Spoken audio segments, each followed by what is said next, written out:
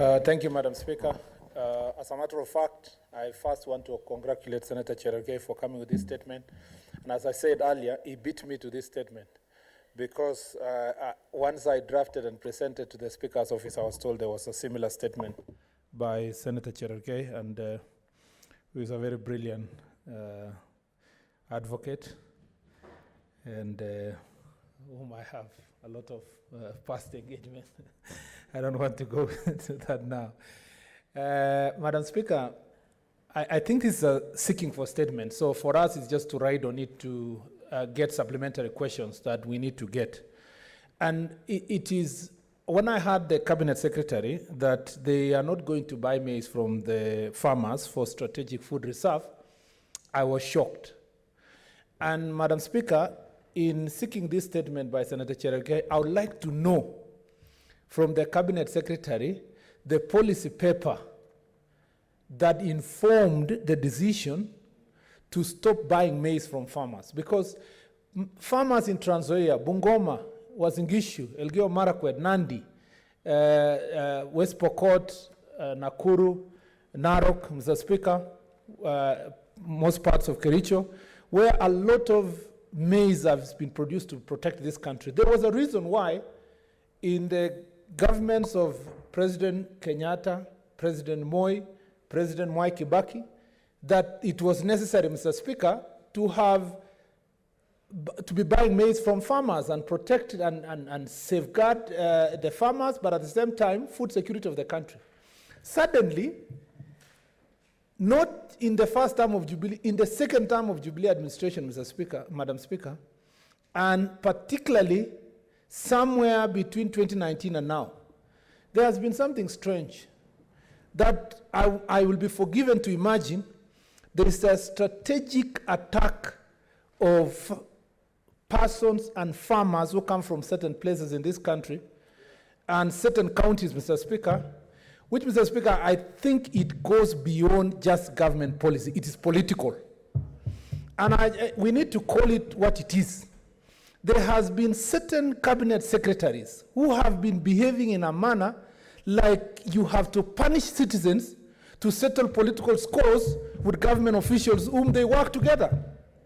And this issue of stopping purchase of maize from farmers is more than government policy. It is politics. And you know that for us who come from the North Rift, we have already suffered enough, Madam Speaker, in the internal fights within Jubilee over their own political issues. I have always said and insisted, if people have their own fights about 2022, they should leave our farmers alone. And they should leave our citizens in that area alone and deal with each other mundu kumundu like politicians. That is really what we have to call it what it is. Senator Murkomen, we don't want you to answer for the committee. No, but you see, Madam Speaker. The committee, and you had rightfully said that you are supposed to be giving supplementary questions for statement that has come from 48-1. It is still going to be laid to the committee. We have raised questions, and I think the committee will be able to deal with it. But don't answer for them. Madam Because Speaker. they will bring the report here for our debate. It was very unfortunate that most people did not debate last week.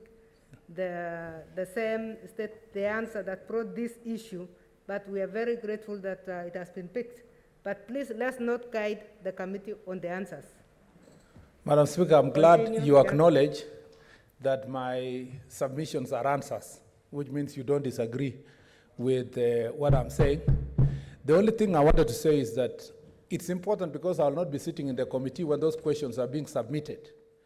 And it's important for the chair of the committee and the members to ask why farmers from that area are being targeted. Is it political? Is there a policy framework? Why is it systematic? That really will answer my question. These are the things about, because these things are done in hard dog manner. You will still remember in your committee, some farmers up to now have not been paid. You still remember that those farmers have been profiled. Those farmers were not paid because they were said it's linked to a certain person. And then corruption was used as an excuse. Why target one group, one area, one community for purpose of settling your political scores? The last thing I want to say is to agree with Senator Sakaja. that, Madam Speaker, Nairobi, and Senator Sakaja, you will want to hear this. Nairobi is one of the leading agriculture counties. And when I read some literature, I was shocked. But I was even more shocked when I had a conversation with the president sometime 3 years ago. And he told me that he had gone to see a farmer in Karen who is the leading milk producer in the country. And I got some greater interest in trying to find out who he was. And I found out that it is indeed true that Nairobi has the leading milk producer in the country. And so we shouldn't leave Nairobi out of the conversation about farming. But I want to challenge Senator Sakaja. Already your county has the potential to raise a lot of revenue. Because although most of us come from various counties, most of us live here and we pay a lot of taxes here.